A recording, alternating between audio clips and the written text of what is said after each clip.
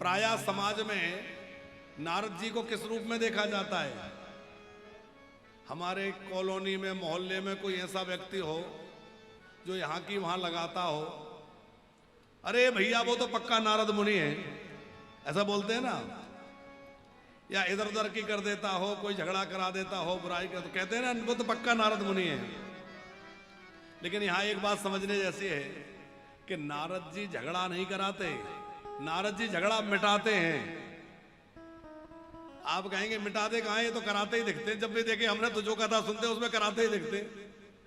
वो ऐसा झगड़ा कराते हैं कि उसके पीछे के जो तमाम कारण होते हैं, अब फिर हमें का उदाहरण देंगे तो आप कहोगे फिर अटक गए। अच्छा दे दें उदाहरण। एक बार क्या हुआ कि द्वारिका में जब भगवान विराजमान थे श्री कृष्ण, तो द्वारिका में नारद जी पधारे, और जब नारद जी आए तो हाथ में कल्प वृक्ष का बड़ा सुंदर पुष्प लेकर आए। अब कल्प वृक्ष का पुष्प बड़ा अद्भुत होता है, उसकी सुगंध ही बड़ी अद्भुत होती है। लेकर आए और द्वारिका में जो सिंहासन पर द्वारिकाधीश बैठे उनको दिया। भगवान मैं स्वर्ग से आ रहा हूं, ये पुष्प आपके लिए लाया हूं। द्वारिकाधीश ने सहज ही उसको लेकर के पास में बैठी हुई रुक्मणी जी को दिया और कहा लो आप इसको धारण करो। रुक्मणी जी ने उसको अपनी चोटी में लगा लिया। थोड़ी देर नारद जी वहां रहे, अच्छा ठीक है प्रभु चलते हैं, और वहां से चले गए सत्यभामा जी के महल में। सत्यभामा जी नारद जी को अपना गुरुजी मानती हैं। अरे गुरुजी पधारे हैं, गुरुजी पधारे हैं, चरण पखारे, आसन पे बैठाया, आसन आरती करी। गुरुजी कुछ उदास दिख रहे हो। अरे बोले क्या बताएं? नहीं बताओ उदास क्यों है? बोले इसलिए उदास हैं कि हमारे शिष्या के साथ बड़ा भेदभाव हो रहा है। कौन कर रहा है भेदभाव? अरे और कौन करेगा, द्वारिकाधीश ही करेंगे। कैसे? बोले मैं स्वर्ग से एक सुंदर पुष्प लाया था और मुझे पूरी उम्मीद थी कि जैसे ही मैं द्वारिकाधीश को दूंगा तो वो ये पुष्प तुरंत जो है सत्यभामा जी को देंगे, क्योंकि वही सबसे रूपवान है, वही शीलवान है, वही सबसे ज्यादा गुणवान है, तो उन्हीं को देंगे। लेकिन जैसे ही मैंने द्वारिकाधीश को पुष्प दिया तो तुम्हारी तो उन्होंने याद भी नहीं करी, तुरंत रुक्मणी को दे दिया। और इतना सुनते ही तो सत्यभामा जी का पारा गर्म हो गया। अब जैसे तैसे उन्होंने आरती पूजा करी। नारद जी बोले अच्छा ठीक है अब हम तो चले माता जी, अब हम तो फिर कभी आएंगे। नारद जी तो चले गए और सत्यभामा जी चले गए कोप भवन में। अब कोप भवन में सुनकर के द्वारिकाधीश ने कहा वो तो हम जान ही रहे थे कि नारद जी पधारे, कृपा तो होगी, चलो मनाते हैं। अब मनाने के लिए पहुंचे तो सत्यभामा जी बहुत ज्यादा रूठी हुई थी। आपने मेरा तनिक भी विचार नहीं किया, एक बार भी आपको मेरी याद नहीं आई। भगवान बोले सुनो, अच्छा अब कई बार देवियों को प्रसन्न करने के लिए बोलना पड़ता है, तुम्हें ये दिला देंगे ये। तो भगवान ने क्या कहा, देवी जी मैंने रुक्मणी को तो केवल एक पुष्प दिया है, तुम्हारे लिए तो मैं पूरा के पूरा कल्प वृक्ष ला करके लगा दूंगा, तुम्हारे ही आंगन में लगा दूंगा, तुम्हारे महल के आंगन में, खूब उसी से श्रृंगार करना। अब खुश हो गई, बोले हाँ अब ठीक है, पर ले आना, बोले हाँ पक्का। अब आए दिन रुक्मणी वो सत्यभामा जी पूछे क्यों जी आप कब जा रहे हैं स्वर्ग? हाँ हाँ जाएंगे। फिर पूछे कब जा रहे हैं? एक दिन द्वारिकाधीश ने कहा अच्छा चलो जाते हैं। तो जब प्राग ज्योतिषपुर से भगवान भौमासुर को मारकर लौट रहे थे तो सीधा चले गए स्वर्ग। स्वर्ग में जाकर इंद्र के पास पहुंचे थे, इंद्र ने बहुत स्वागत किया, भगवान आए हैं, द्वारिकानाथ आए, द्वारिकाधीश पता, बहुत स्वागत हुआ। द्वारिकाधीश विराजे और इंद्र से चर्चा हुई कैसे आना हुआ, तो भगवान ने कहा कि वो कल्प वृक्ष लेने आए हैं। इंद्र को लगा कि भगवान की आज्ञा है तो ले जाएं। इंद्र देने ही वाले थे तब तक सची महारानी ने आंखें घुमाई, क्या कर रहे हो, मेरा श्रृंगार तो उसी से होता है। और जैसे ही सची जी की तरफ देखा इंद्र समझ गए कि देवी जी की इच्छा नहीं है। इंद्र ने तुरंत बात पलट दी, महाराज अब देखो क्या है कि वो तो स्वर्ग की संपत्ति है, अब स्वर्ग की चीजें पृथ्वी पे चली जाएंगी तो स्वर्ग की क्या महिमा रह जाएगी। तुरंत बात बदल दी। ठाकुर जी समझ गए। ठाकुर जी ने कहा कुछ भी हो मैं भी वचन दे के आया हूं, ले तो जाना ही पड़ेगा। तो ठाकुर जी ने कहा नहीं नहीं कुछ भी हो मुझे चाहिए।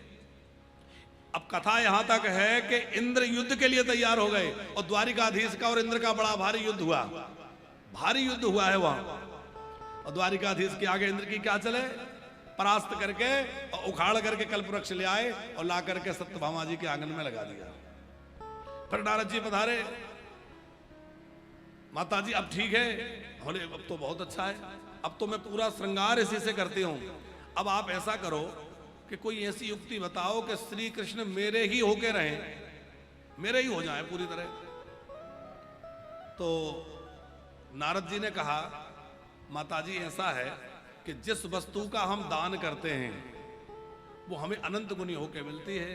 यदि तुम चाहती हो कि भगवान मेरे ही रहें तो इनका दान कर दो। अब नारद जी ने बढ़िया तरीके से सिखाया तो वो समझ नहीं पाएंगे क्या कह रहे हैं, क्या करना है। बोले किसको दान करें? नारद जी बोले वैसे तो हम दान वान लेते नहीं हैं, पर भगवान जैसी चीज दान में मिले तो हम भी ले लेंगे। अरे गुरुजी फिर आप ही ले लो। तुरंत द्वारिकाधीश को बुलवाए। महारानी याद कर रही है तो द्वारिकाधीश आए। क्या बात है देवी? बोले रुको, तुम्हें दान करना है। सत्यभामा जी ने जल लिया हाथ में, संकल्प हुआ, भगवान का हाथ पकड़ के और नारद जी के हाथ में बोले अहम त्वम संप्रददे, दे दिया। नारद जी ने कहा दिया? बोले संकल्प करके दिया है, कोई संदेह? बोले नहीं मिल गई। अब नारद जी ने कहा ऐसा करो, हमारा बीणा टांग लो, ये हमारा कमंडल ले लो। भगवान से कहा चलो हमारे साथ, अब हमारे हो गए ना, हमारा बीणा कमंडल रखो चलो। सत्यभामा जी ने कहा ये क्या बात हुई? बोले देवी दान में मिले, अब हमारे हो गए, हम जो करें। सत्यभामा जी बोली आप कह रहे थे बहुत जिसको दान करते हैं वो हमेशा के लिए मिल जाता है। अभी थोड़ी मिलेंगे, अभी आपने दान करें, बाद में मिल जाएंगे। जो वस्तु दान करते हैं तुरंत थोड़ी मिलती है। अब सत्यभामा जी घबराएंगे, ये क्या गड़बड़ हो गई। सत्यभामा जी रोने धोने लगे कि देखो गलती तो हो गई, पर ऐसा मत, इनको ले मत जाओ, इनके बगैर हम लोग कैसे रहेंगे, हमारा तो जीवन सर्वस्व ही है। तो नारद जी बोले अच्छा एक बात है, आप रोइए मत, इनके बराबरी का स्वर्ण दान कर दीजिए, तो इनके बराबरी का स्वर्ण दे देंगे तो हम आपको ये वापस कर जाएंगे। उन्होंने कहा ये बहुत बढ़िया, सोने की द्वारिका, स्वर्ण की तो कोई कमी है नहीं। बड़ा तराजू लगाया गया, एक पल्ले पर द्वारिकाधीश को बिठा दिया, दूसरे पल्ले पर जो है मनो स्वर्ण रखा गया। अब तमाम स्वर्ण राशि रखते गए, तमाम आभूषण रख दिए, तमाम पात्र रख दिए, तमाम चीजें रख दी गई, लेकिन भगवान का पल्ला बिल्कुल भूमि से हिला भी नहीं। परेशान हो गए सत्यभामा जी, सब कुछ रख दिया, पराजित हो गई। अब क्या करें? गुरुजी इतना ही ले लीजिए, ये भी तो कम नहीं है। गुरुजी बोले देखो ऐसा है, थोड़ी बहुत डांडी इधर उधर हो तब तो चल जाए, पर एक पल्ला नीचे रखा है, एक इतना ऊपर, तो इतना ज्यादा कम ज्यादा नहीं चलता। हाँ थोड़ा बहुत कम ज्यादा होता तो मैं मान लेता। अरे बोले अब बड़ी गड़बड़ हो गई, अब क्या करें? परेशानी हो गई कि नहीं? ठाकुर जी लीला कर रहे हैं। सत्यभामा जी ने कहा ऐसा करो, एक बार रुक्मणी जी को बुला के देखो, शायद रुक्मणी जी कुछ करें। रुक्मणी जी को बुलाया, रुक्मणी जी ने कहा ये सोना चांदी सब हटाओ, और एक तुलसी जी के पत्र पर राम नाम लिख करके और तराजू पर रखा गया। और जैसे ही तराजू पर राम नाम लिख के रखा गया तो वो तराजू का पल्ला नीचे चला गया और भगवान वाला पल्ला एकदम ऊपर उठ गया। सब जय जयकार कर उठे। और फिर सत्यभामा जी समझ गई। अच्छा अब आप कहेंगे कि इसमें नारद जी की विशेषता क्या है? अब सुना ध्यान से कि नारद जी ने ये लीला क्यों करी। ताकि द्वारिका के लोगों को भगवान तो प्राप्त थे, लेकिन द्वारिका के लोगों की निष्ठा नाम में नहीं थी लेकिन वैसी नहीं थी जैसी होना चाहिए।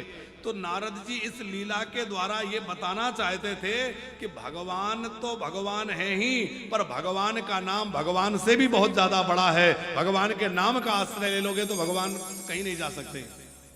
तो भगवान नाम की महिमा, तुलसी की महिमा प्रकट करने के लिए, हमारी बात समझ में आ रही सबको? भगवान नाम और तुलसी जी की महिमा प्रकट करने के लिए नारद जी ने ये लीला करी। तो देखने में तो ऐसा लगता है कि नारद जी ने झगड़ा कराया, पर नारद जी ने झगड़ा नहीं कराया। नारद जी ने जो है राम नाम की, भगवान नाम की महिमा को प्रकट किया है।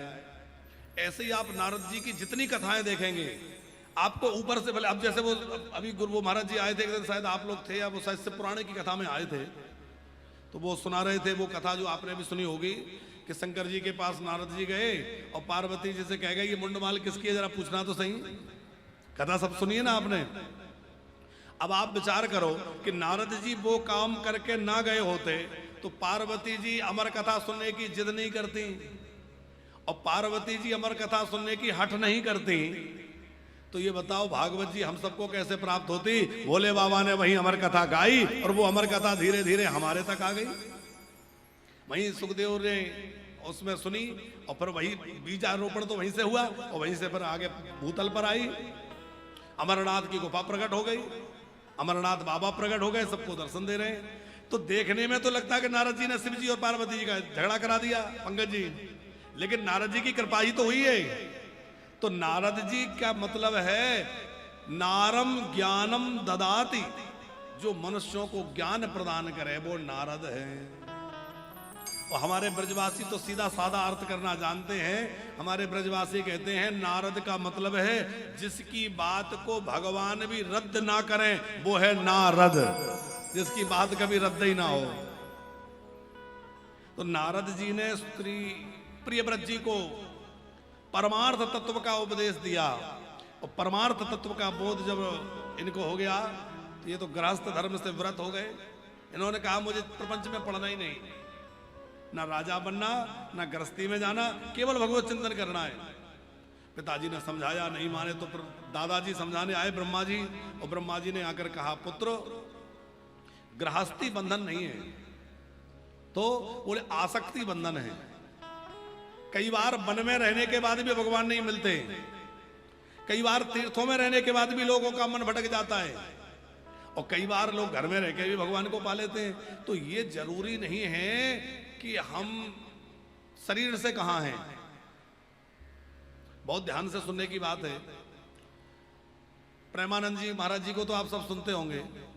अभी एक साधक ने प्रेमानंद जी से एक प्रश्न किया था, महाराज जी हमारे मन में बहुत वृंदावन वास की इच्छा है, बहुत लालसा लगी है, दिन रात चिंतन करते रहते हैं, पर क्या बताएं घर की उलझने हैं कि हम वृंदावन नहीं आ पा रहे, वृंदावन वास नहीं कर पा रहे। तो महाराज जी ने बड़ा प्यारा उत्तर दिया था।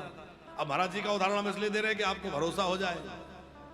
महाराज जी ने कहा कि यदि आप दुनिया में कहीं भी हैं पर चिंतन वृंदावन का कर रहे हो तो आप पर मन से वृंदावन में हो, तो फिर वृंदावन ही वास कर रहे हो। आप चाहे जा रहा हो पर आपका वृंदावन वास हो रहा है, क्योंकि आपके चिंतामन में तो वृंदावन है और आप वृंदावन में रह रहे हो और घर का चिंतन कर रहे हो, परिवार का चिंतन कर रहे हो, तो शरीर भले ही वृंदावन में हो पर आपका वृंदावन वास नहीं हो रहा, फिर आपका वास वहां का हो रहा है। माताजी दो मित्र थे, हमारी मैया कहां गई? वो जो मुख्य यजमान हमारी दाढ़ी लगा के बैठा दी है क्या? अरे प्रभु कहना अभी तो बहुत देर है। अरे नंद बाबा बना के बैठा दिए होंगे इन्होंने।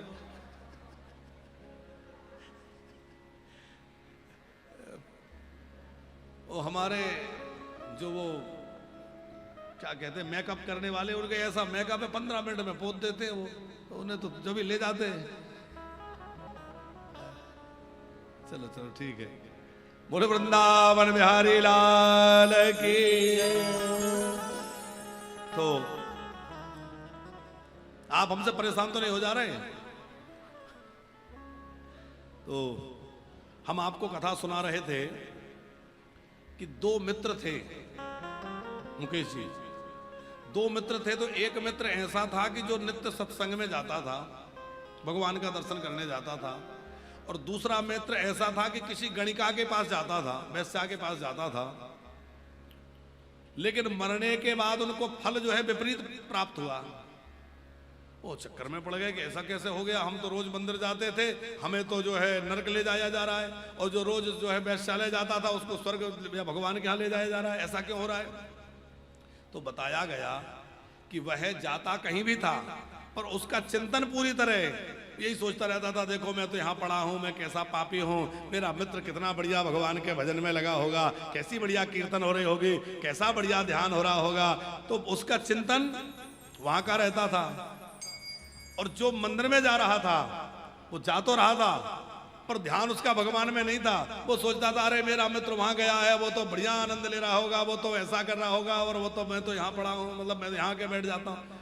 तो शरीर हमारा कहाँ है ये उतना महत्वपूर्ण नहीं है, जितना महत्वपूर्ण ये है कि हमारा मन कहाँ है। इसलिए भैया शरीर चाहे जा रखे, पर मन को भगवान के चरणों में लगा के रखना, मन को भगवान के धाम में लगा के रखना।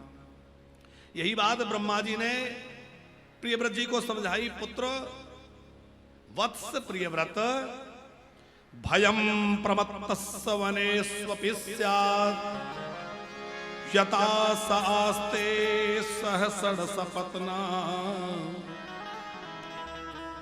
जितेन्द्रियस्यात्मरतिर्बुधस्य ग्रहस्त्रमा किं करोतु वद्यम्। यदि इंद्रियां बस में नहीं है तो आप वन में भी रह लेंगे तब भी मन फंसा रहेगा। 6 शत्रु हम सबके पीछे लगे हैं। कौन है वो 6 शत्रु? या सड़ सपतनान विजगी से मानो गृहेषु निर्विश्यते ते पूर्वम अत्येति दुर्गा स्तुत ऊर्जतारी क्षीणेषु कामं विचिरेद्वपश्चित्। या सड़ सपतनान 6 शत्रु हैं शुरू में जिनकी चर्चा हमने करी थी। काम, क्रोध, लोभ, मद, मोह, अहंकार। भैया गृहस्थी में रह के इनसे सरलता से जीता जा सकता है। और भक्ति का मार्ग तो बड़ा कठिन मार्ग है। यद्यपि मार्ग बहुत अच्छा है, पर कठिनाई क्या है कि वहां से यदि गिरे तो बचने की संभावना भी नहीं रहेगी। अच्छा, गृहस्थ मार्ग और व्रत मार्ग दोनों कैसे हैं? माताजी ऐसे समझ लें, जैसे आपको कहीं जाना है तो एक रास्ता तो होता है बाईपास, शहर के बाहर बाहर निकल गया, और एक होता है शहर के बीचों बीच से होके जाने वाला। तो शहर के बीचों बीच से जो होके जाता है उसमें टाइम ज्यादा लगता है, भीड़ भाड़ रहती है, ट्रैफिक होता है, अब जाम लगा है, सामने गाड़ियां खड़ी हैं, पीछे वाले हॉर्न दे रहे आगे बढ़ो आगे बढ़ो। अब आगे कैसे बढ़े? आगे जगह हो जब तो बढ़े, होता है ना ऐसा। पर बेचारा स्कूटर पे बैठा व्यक्ति सबकी सुनता है, सबकी सहता है और ध्यान आगे रखता है कि थोड़ी भी जगह मिलेगी तो आगे बढ़ जाऊंगा। यही ग्रस्त जीवन है, सबकी सुनो, सबकी सहो और ध्यान आगे रखो कि थोड़ा भी समय मिलेगा भगवान की ओर आगे बढ़ जाऊंगा, भगवान की ओर आगे बढ़ते चलना है। अच्छा, बाहर से जो बाईपास है वो बोले वो तो खाली सड़क डली है, चौड़ी चौड़ी सड़कें हैं, बढ़िया साइन बोर्ड लगे हैं, किधर मुड़ना है, क्या करना है, चले जाओ स्पीड में। तो भक्ति वाला जो मार्ग है वो बाईपास जैसा है, वहां कोई झंझट नहीं मिल रहा। लेकिन सड़क में जो शहर में से जाती है उससे आप जा रहे हैं और कहीं आपकी स्कूटर टकरा गई, क्या होगा? थोड़ी बहुत चोट लगेगी, थोड़ा बहुत कुछ होगा, सॉरी बोल के निकल जाओगे, क्योंकि धीमे धीमे ही तो चल रहे थे। अब बाईपास से चल रहे हैं तो बहुत तेज स्पीड में चल रहे हैं, और बाईपास में चलते चलते स्पीड में चलते चलते कदाचित दुर्घटना हो गई तो क्या दशा होगी? फिर तो भगवान ही बचाए तो बचे, नहीं तो राम नाम सत्य ही हो जाए है? तो भैया भक्ति वाला जो मार्ग है वो है तो बहुत बढ़िया, राजमार्ग की तरह है। लेकिन यदि वहां से पतन हुआ, किसी कारण गिरे, तो फिर बहुत गड़बड़ हो जाएगी। और ग्रस्त मार्ग ऐसा है कि इसमें आराम आराम से आगे बढ़ते रहो, मगर इतना है कि ध्यान भगवान की ओर बना रहे, भगवान की ओर धीरे धीरे आगे बढ़ते रहो। पर हम लोग आगे ही नहीं बढ़ रहे। क्यों नहीं बढ़ रहे?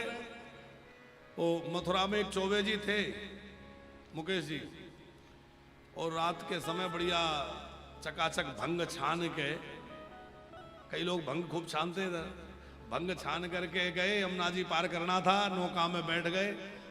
नाविक से कहा चलाओ, नाविक ने कहा कि नहीं अब तो समय हो गया, अब नहीं जाएंगे। अरे चलो हम ही ले जाते हैं। तो लेकर वो जो नाव चलाने के जो होते हैं पतवार, चप्पू भी कहते हैं उनको लोग, चलाने लगे।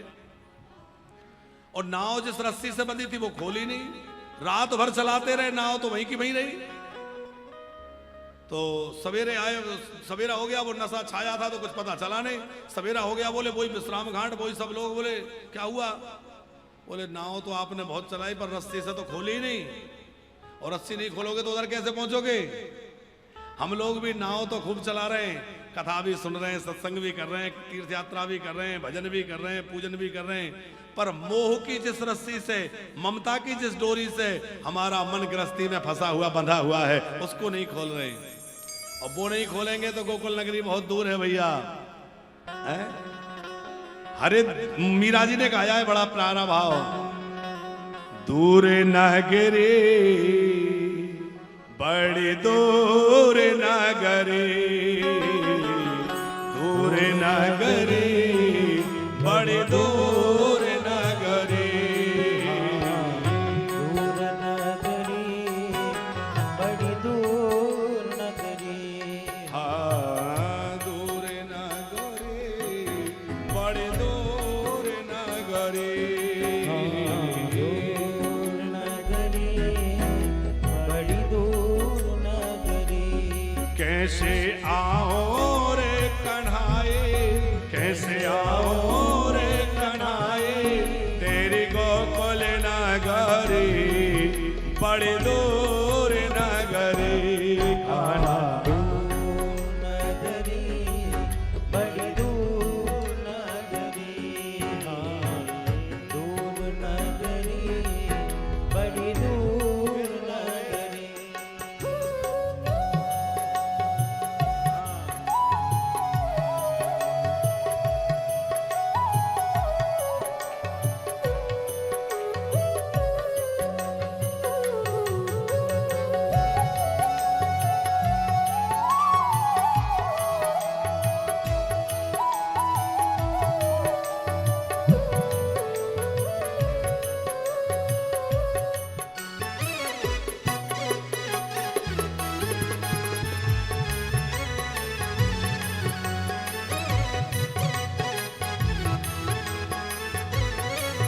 श्री राधे।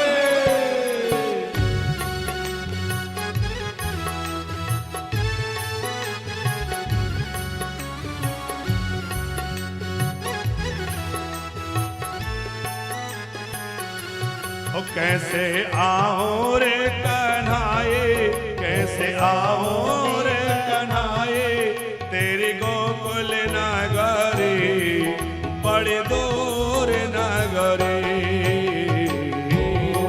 नगरी बड़ी दूर नगरी, कान्हा दूर नगरी, नगरी बड़ी दूर नगरी।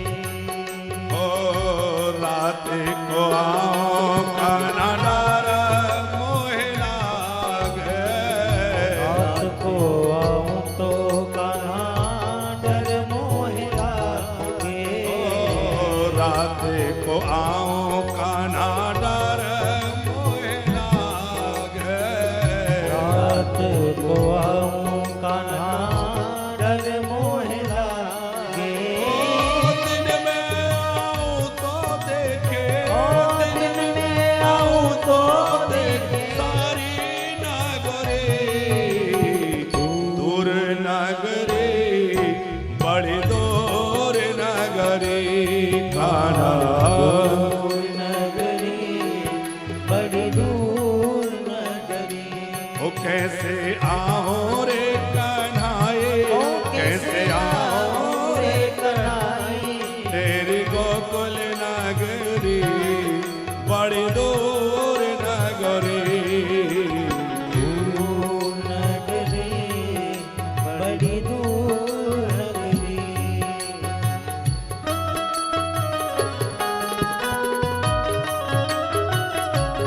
हरि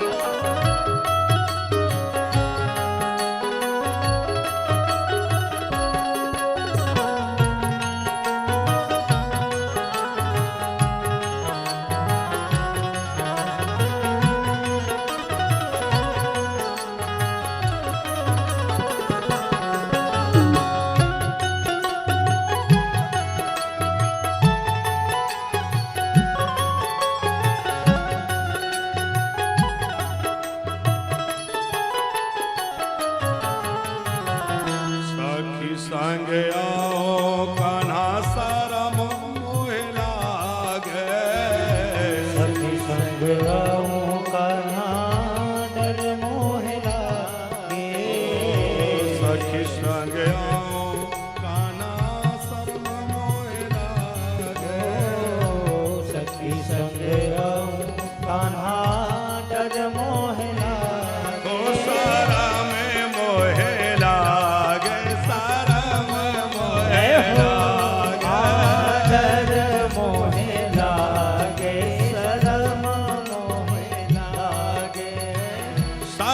संग आओ तो शरम मोह लागे, सखी संग आऊं तो शरम मोहि लागे। हो अकेले आओ तो कान्हा, अकेले आओ तो भूल जाओ डगरी, बड़ी दूर नगरी। दूर नगरी बड़ी दूर नगरी। ओ कान्हा दूर नगरी, बड़ी दूर। दूर नगरी।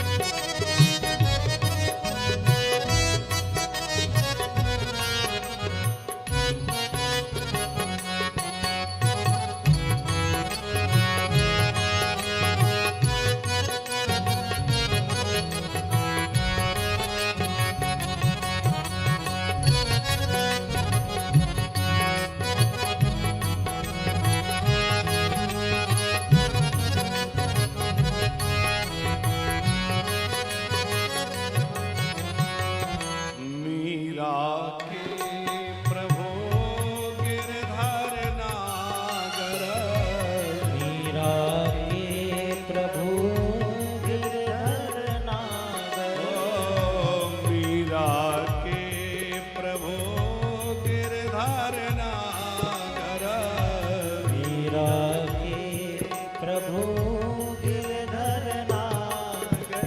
गिरधर नागर नटवर नागर, गिरधर नागर नटवर नागर। मीरा के प्रभु गिरधर नागर, मीरा के प्रभु गिरधर नागर। हो तुमरे दरस बिनु मैं तो, तुमरे रस बिन मैं तो हो गई बावरी, बड़ी दूर नगरी। कान्हा दूर नगरी बड़ी दूर नगरी। ओ दूर नगरी, बड़ी दूर नगरी। कान्हा दूर नगरी बड़ी दूर नगरी। ओ कैसे आओ रे कन्हाई, कैसे आओ रे कन्हाई, तेरी गोकुल नगरी, बड़ी दूर नगरी। दूर नगरी बड़ी दूर नगरी। ओ कान्हा दूर नगरी, बड़ी दूर नगरी। ओ बड़ी दूर नगरी। ओ बड़ी दूर नगरी, ओ बड़ी दूर नगरी। बोले भक्तवत्सल भगवान की। जय। ब्रह्मा जी ने प्रियव्रत जी को बड़ा सुंदर उपदेश दिया। फिर प्रियव्रत जी ने कहा जैसी आपकी इच्छा और जैसी आपकी आज्ञा। तो दादाजी की आज्ञा मानकर प्रियव्रत जी ने विवाह करना स्वीकार किया। तो विश्वकर्मा जी की पुत्री बरहिष्मती जी से आपका विवाह हुआ। फिर आपका एक और भी विवाह हुआ। एक पत्नी से 10 पुत्र हुए और एक पत्नी से जो है 3 पुत्र हुए। फिर इन्होंने पृथ्वी के 7 भाग किए, 7 द्वीप बनाए। जम्बू द्वीप के राजा महाराज आग्निद्र हुए, उनके 9 बेटे थे। उन्होंने जम्बू द्वीप के 9 भाग किए, एक एक पुत्र को एक एक का राजा बना दिया। हमारा जो खंड है इसका नाम अजनाब खंड हुआ, जहाँ के राजा महाराज नाभि महाराज के पुत्र ऋषभदेव हुए। ये ऋषभदेव का अवतार भगवान ने क्यों लिया? देखो, भगवान ने सांख्य शास्त्र का उपदेश देने के लिए कपिल रूप में अवतार लिया। पृथ्वी को जल से बाहर निकालने के लिए, पृथ्वी को स्थापित करने के लिए वराह रूप धारण किया। और परमहंसों का जीवन कैसा होना चाहिए, योगियों का जीवन कैसा होना चाहिए, ये दिखाने के लिए भगवान ने ऋषभ देव का अवतार लिया। ऋषभ अवतार में भगवान प्रकट हुए। इन ऋषभ देव जी की कथा है। इनके पुत्र भरत हुए। 100 पुत्र थे। बड़े बेटे का नाम भरत था। इन भरत जी के पावन वंश का वर्णन है। और भरत जी महाराज के पुत्र सुमंत जब राजा बन गए, भरत जी वन में गए। आपने भरत जी का चरित्र सबने सुना है। गंडकी नदी के तट पर जलदान कर रहे थे सूर्य भगवान को। एक गर्भिणी हिरणी जल पीने आई और सिंह ने दहाड़ लगाई तो भयभीत होकर बेचारी भागी, जल में कूद गई तो उसकी तो मृत्यु हो गई, पर उसके द्वारा बालक का जन्म हो गया, वो मृग शावक का जन्म हो गया। उसको भरत जी ने रक्षा करी। मरते समय उनका ध्यान भगवान का नहीं हो रहा था। अंते या मति सा गति, मरते समय हमारा ध्यान जहां होगा वही अगला जन्म मिल जाएगा। इसलिए ध्यान रखें कि कुछ ऐसा साधन करें कि अंते नारायण स्मृति, मरते समय हमें भगवान का स्मरण रहे। पर मरते समय किसकी याद आएगी अग्रवाल जी? जिसके अधिक प्रेम होगा, पुत्र से अधिक प्रेम होगा तो वो याद आएगा, पत्नी से अधिक प्रेम होगा तो पत्नी याद आएगी। और मरते मरते जिसको याद करके मरोगे भैया, पर उसी के रूप में बनना पड़ेगा, बार बार जन्म लेना पड़ेगा। इसलिए यदि चाहते हो कि आखिरी समय भगवान की याद आए तो क्या करें? बोले भगवान से ही प्रेम करो। दिन भर जिसका चिंतन करते हैं वो सोते समय रात में वही चीज याद आती है। जो कार्य आपने दिन में बड़ी तन्मयता से किया है, सोते समय वो याद आता है कि नहीं? और जीवन में जो किया है वो मरते समय याद आएगा। तो मृत्यु जो है वह जीवन की अंतिम परीक्षा है। किसी विद्यार्थी ने साल भर खूब पढ़ाई करी और रिजल्ट 0/0 तो क्या माना जाएगा? अरे बोले भले ही इतना पढ़ता था पर कोई ठीक ठाक पढ़ा नहीं, भाई रिजल्ट तो बिगड़ गया। और कोई विद्यार्थी भले ही कम समय भी पढ़ता हो, रिजल्ट बहुत बढ़िया आए तो क्या कहेंगे लोग? अरे भैया कम देर पढ़ता था पर बहुत ध्यान से पढ़ता था, देखो कितने बढ़िया नंबर आए। रिजल्ट उसका जब आएगा तभी तो पता चलेगा कि उसकी पढ़ाई कैसी थी। उसी प्रकार हमारी मृत्यु का जो क्षण है वो जीवन भर की परीक्षा है। हमारा जीवन हमने कैसे जिया है ये मृत्यु के एक समय से पता चलता है। हमारी मृत्यु किस प्रकार से हुई है वो हमारे जीवन भर की परीक्षा है। यदि भगवान का स्मरण करते हुए भगवत चिंतन में सहजता से मुक्ति हो गई तो भैया जीवन बहुत बढ़िया आ गया। और मरते समय तड़प तड़प करके मरे और इधर उधर का ध्यान करके मरे तो जीवन व्यर्थ है।